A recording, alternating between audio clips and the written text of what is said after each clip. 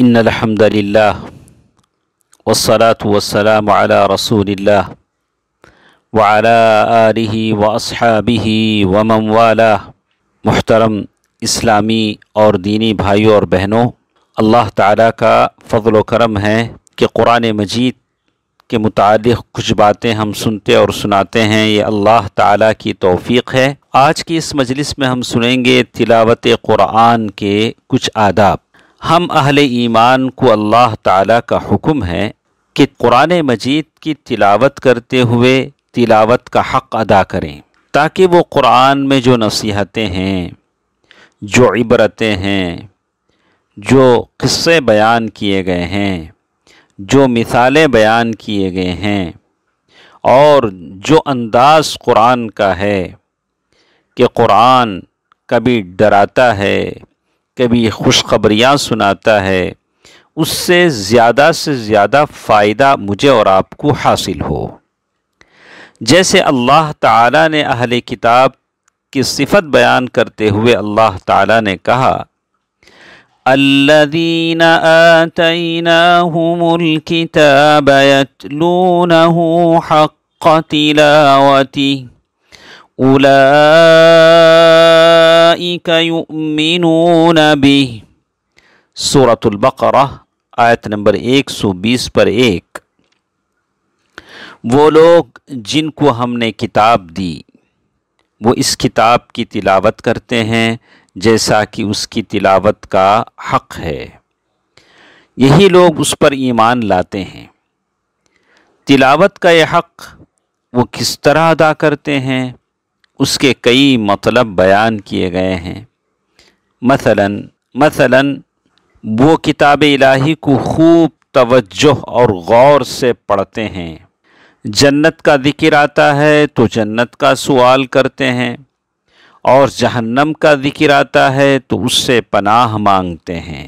اسی طرح اور ایک مطلب بھی بیان ہوا کہ اس کے حلال کو حلال، حرام کو حرام سمجھتے ہیں، اور اللہ کے کلام میں کوئی تحریف نہیں کرتے جیسے گمراہ لوگوں کی عادت ہے۔ ایک اور مطلب یہ بھی ہو سکتا ہے کہ اس کی محکم باتوں پر عمل کرتے ہیں، متشابہات پر ایمان رکھتے، اور جو باتیں سمجھ میں نہیں آتی وہ علماء سے پوچھ لیتے ہیں، حل کروا لیتے ہیں۔ ایک مطلب یہ بھی ہو سکتا ہے کہ اس کی ایک ایک بات پر عمل کرتے، اپنی طرف سے دین میں اضافہ نہیں کرتے ہیں۔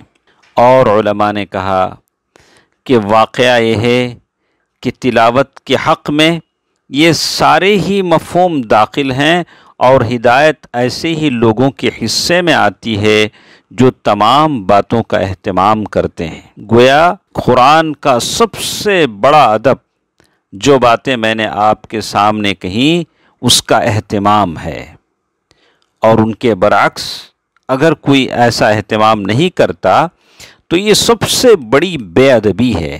بہرحال چند آداب جو قرآن و حدیث سے معلوم ہوتے ہیں میں آپ کے سامنے رکھتا ہوں۔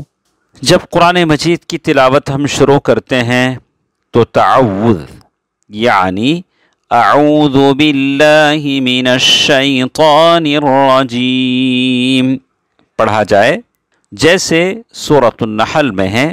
سورہ توبہ کے علاوہ ہر سورت کے شروع کرنے سے پہلے بسملہ یعنی بسم اللہ الرحمن الرحیم پڑھی جائے۔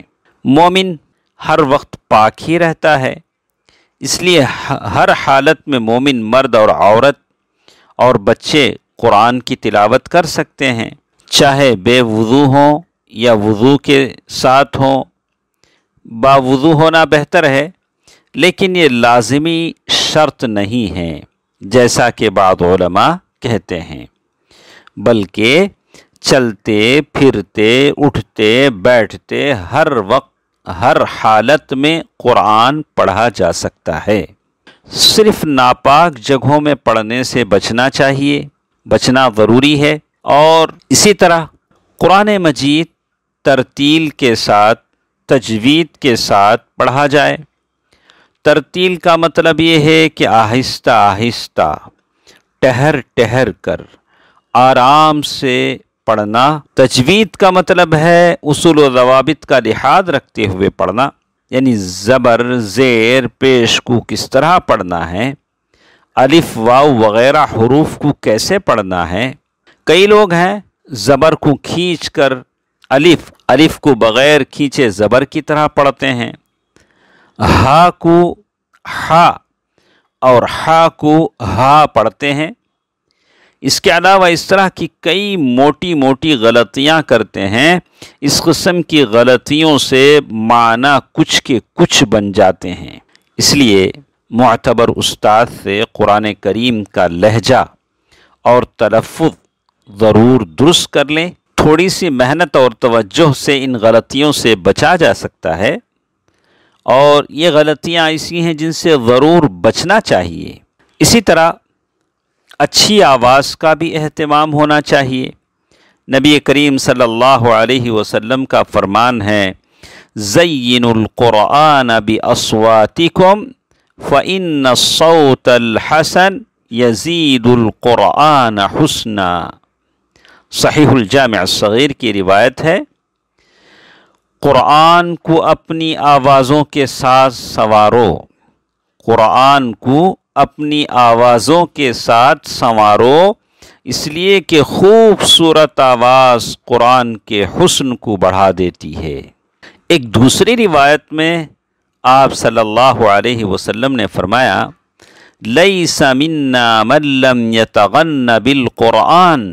صحیح البخاری کی روایت ہے جس کا معنی یہ ہے کہ وہ شخص ہم مسلمانوں میں سے نہیں جو قرآن کو غنا کے ساتھ نہیں پڑھتا، یعنی اچھی آواز کے ساتھ۔ وہ شخص ہم مسلمانوں میں سے نہیں جو قرآن کو غنا کے ساتھ نہیں پڑھتا۔ ہم مسلمانوں میں سے نہیں کا مطلب ہے ہمارے طریقے اور سنت پر نہیں، اور غنا کے ساتھ پڑھنے کا مطلب ہرگز یہ نہیں ہے کہ گانے کی طرح تکلف اور تصنع سے پڑھا جائے، بلکہ اس کا مطلب تجوید، اچھی آواز کے ساتھ ایسے سوز سے پڑھنا ہے جس سے رقت طاری ہو، اس میں بھی خوش آوازی اور سوز ہی سے قرآن پڑھنے کی ترغیب ہے۔ لیکن یہ ضروری ہے کہ حرفوں کی ادائیگی اس طرح ہو کہ اس میں کمی بیشی نہ ہو۔ اسی طرح ہمارے ساتھ اور بھی باتیں ہیں، انشاءاللہ کل کے درس میں ہم اس کو لیں گے۔ اللہ تعالی قرآن کو اس کے آداب کا لحاظ کر کے پڑھنے کی توفیق دے، آمین۔ والسلام علیکم ورحمۃ اللہ وبرکاتہ۔